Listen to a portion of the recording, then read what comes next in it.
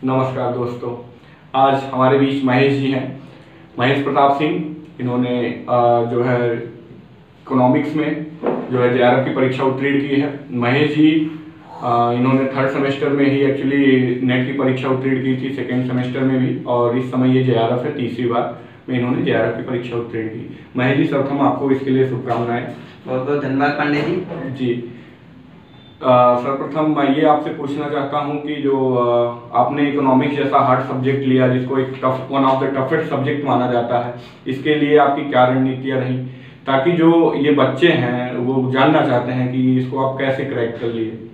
देखिए पांडे जी, सबसे बड़ी बात ये होती है कि सारे सब्जेक्ट ही टफ होते हैं। जी जी। कोई एक विषय को टफ कहना ये अच्छी बात नहीं है। तो और रही बात क्रैक करने की, तो जो मेहनत करता है वो क्रैक कर ही लेता है। ठीक है। मैंने सेकंड सेमेस्टर से फिर अपनी तैयारी स्टार्ट की। सेकंड सेमेस्टर में मेरा नेट हुआ, मैं 104 क्वेश्चन पाया था और उस बार 111 गई थी ओपन जनरल की। ठीक है।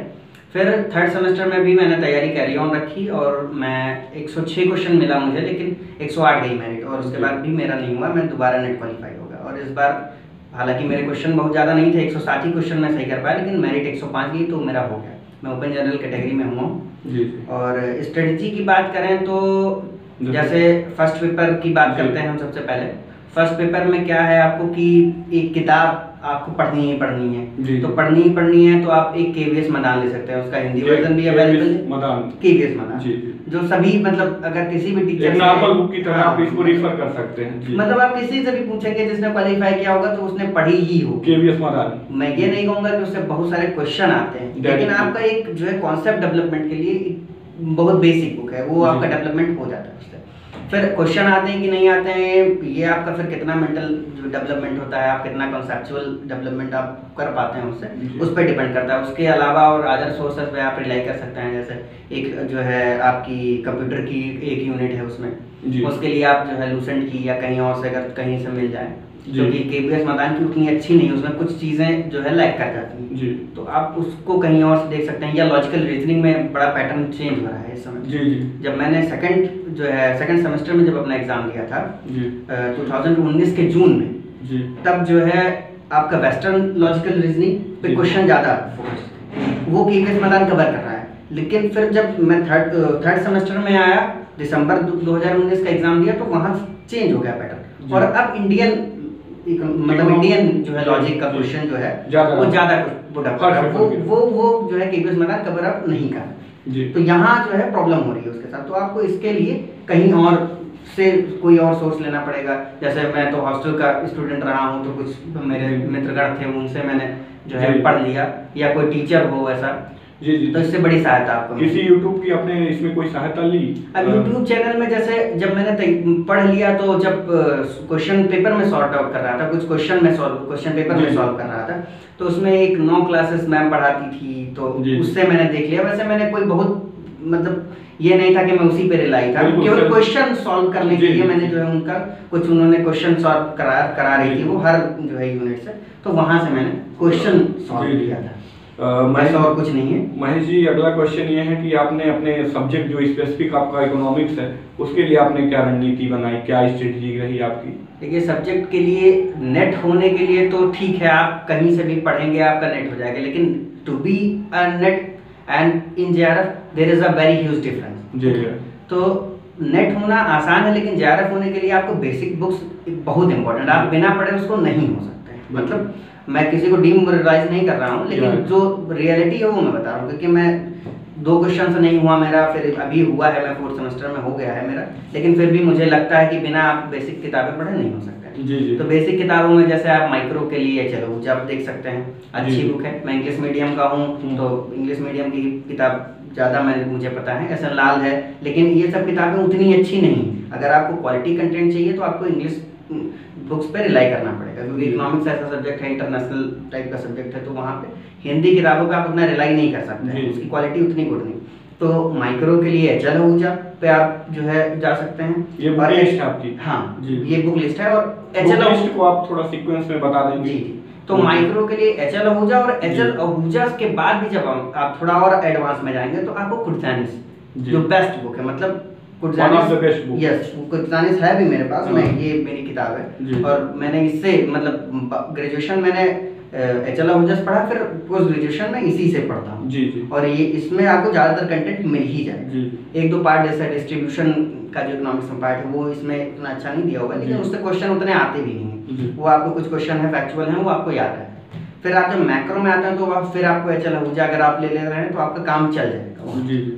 बस काम अगर चलाना है तो HL आहूजा, नहीं तो फिर लिप्से क्रिस्टल और इस तरीके की किताबें हैं वो थोड़ा डिफिकल्ट हैं, नॉर्मल इंसान पढ़ेगा नहीं, तो वहाँ पे आप जा सकते हैं। इंटरनेशनल ट्रेड की जब बात करेंगे तो आप इंटरनेशनल ट्रेड में HG मनूर आप ले सकते हैं। उसके आगे जैसे इंट्रा इंडस्ट्री ट्रेड के लिए आपको डी सल्वाटोर पे जाना पड़ेगा या सोडस्टन रीड, लेकिन आप अगर जो है HG मनूर ले रहे हैं तो आपका बेसिक तैयार हो जाएगा। कुछ चीज़ें जो उसमें नहीं है वो आप इंटरनेट पे जाके देख सकते हैं, जैसे एक्सचेंज रेट में कुछ चीज़ें उसमें अवेलेबल नहीं है, वो सब आप वहाँ से देख सकते हैं। और इसमें क्या इकोनोमेट्रिक्स की क्या भूमिका है? जैसे बहुत सारी क्वेरीज आ रही है, ये बड़ा इंपॉर्टेंट क्वेश्चन आपने पूछा। देखिए इकोनोमेट्रिक्स एक ऐसा पार्ट हो जाता है इकोनॉमिक्स में, इससे लड़के बहुत घबराते हैं क्योंकि मैथमेटिकल और स्टैटिस्टिक्स का जो पार्ट होता है ये और ये इकोनोमेट्रिक्स उसके साथ आ जाता है। तो क्या होता है कि जो मैथमेटिकल बैकग्राउंड के नहीं है या जिन्होंने मास्टर्स में अपने इकोनोमेट्रिक्स ऑप्शनल नहीं चूज किया उनके लिए बहुत डिफिकल्ट हो जाता है कि वो कैसे इकोनोमेट्रिक्स के क्वेश्चन सॉल्व करें। और बहुत बार क्या हो जा रहा है कि 5-6 क्वेश्चन तक आ जा रहे हैं, खैर इस बार हाँ 5-6 क्वेश्चन आ जा रहे हैं, तो अब ये लोगों के लिए बड़ा डिफिकल्ट हो गया। इसमें JRF के लिए एक question every single question is important for JRF। तो क्या है जैसे अब इकोनोमेट्रिक्स के लिए बहुत जो है परेशान होने की लोगों को जरूरत नहीं, कुछ 1-2-4 पेज का नोट्स कहीं से वो ले लें। मेरे पास वैसे अवेलेबल है, मैं अगर किसी को जरूरत होगी तो मैं अवेलेबल भी करा सकता हूं, आपके माध्यम से अवेलेबल करवा दूंगा। जैसे आइडेंटिफिकेशन से क्वेश्चन आ सकते हैं और आइडेंटिफिकेशन के बाद जो है कैसे उसको सॉर्ट आउट करते हैं क्वेश्चन को, वो बस इतना ही पूछता है, बहुत डीप इकोनोमेट्रिक्स से पूछता नहीं, तो उसमें बहुत परेशान होने वाली बात नहीं, लेकिन आपको वो फैक्ट रट लेने होते हैं कि ये ऐसे होता है, तो वहां से आप सॉर्ट आउट कर सकते हैं।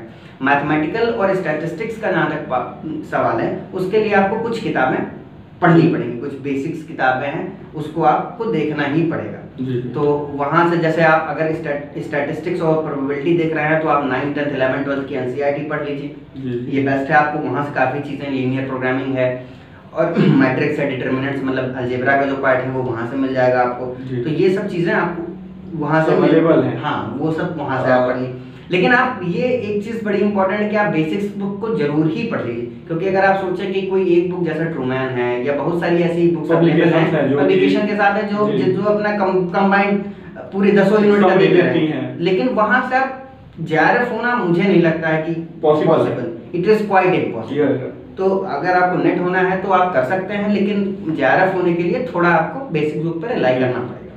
महेश जी अगली क्वेरी आ रही है कि कितने घंटे एक तरह से पढ़ाई की जाए, जो कि एक बच्चों का मैं देखता हूं कि एक कॉमन क्वेश्चन ये बन गया कि कितने घंटे सर पढ़ा जाए, तो इसके लिए आपका क्या कहेंगे? मतलब कंटेंट कैसे मतलब कवर किया जाए, कितने घंटे में? आप कंटेंट, सबसे इम्पोर्टेंट बात होती है अपनी कैपेसिटी। जी जी। देखिए आपकी कैपेसिटी है, आप 10 घंटा पढ़ सकते हैं, किसी की कैपेसिटी है वो 5 घंटा पढ़ सकता है, मेरी कैपेसिटी है मैं 15 घंटा पढ़ सकता हूँ, लेकिन ये it differs from person to person.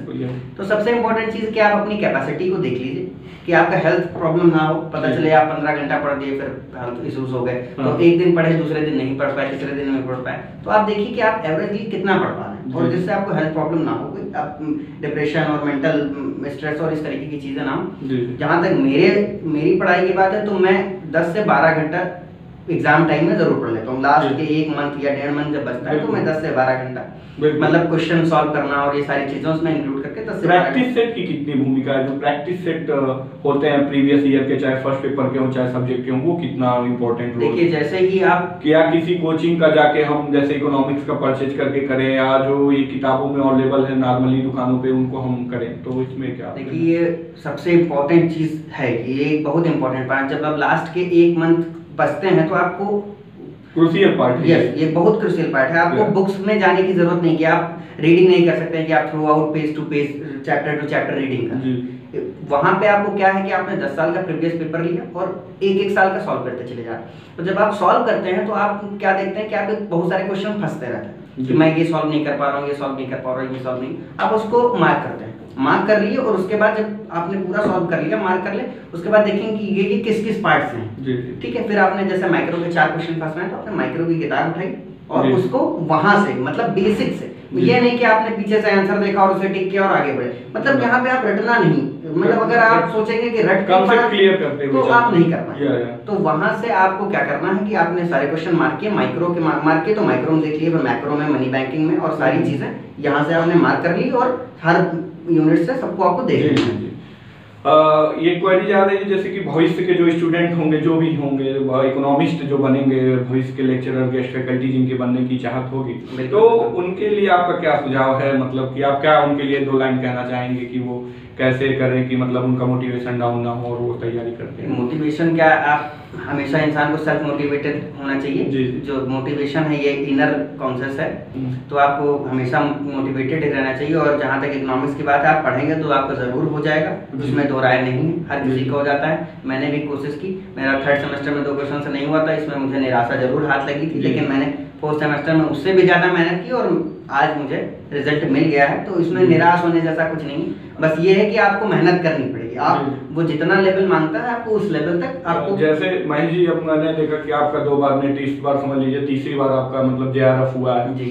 तो ये इसमें आपको ये माइनर सा जो अंतर दिख रहा है नेट और JRF के बीच की कड़ी है, इसको आप कैसे देखते हैं? इसको कैसे आप समझते हैं? देखिए मैं तो ऐसे देखता हूँ कि सबसे इम्पोर्टेंट चीज़ आपकी फॉर्च्यून होती है, लक। तो ये बहुत इंपॉर्टेंट चीज। आप एक क्वेश्चन से बाहर हो जाते हैं, 2 क्वेश्चन से बाहर हो जाते हैं, इट डजंट मीन कि you do not have the capability to be a JRF। But आपको उसके साथ थोड़ा आपकी मेहनत भी इंक्रीज करनी पड़ेगी कि आप थोड़ा सा इंक्रीज कर दें अप्रोच। जैसे जो चीज़ें आप देख लें कि जो चीज़ें छूट रही हैं उसको कैसे कवर अप कर लें।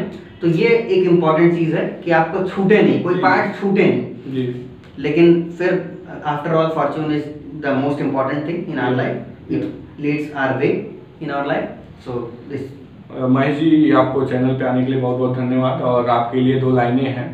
कौन कहता है पत्थर में सुराग नहीं हो सकता? महेश जी उदाहरण है, तबीयत से एक पत्थर उछालो तो यारो। तो महेश जी बहुत बहुत धन्यवाद। आपको बहुत बहुत धन्यवाद पांडे जी।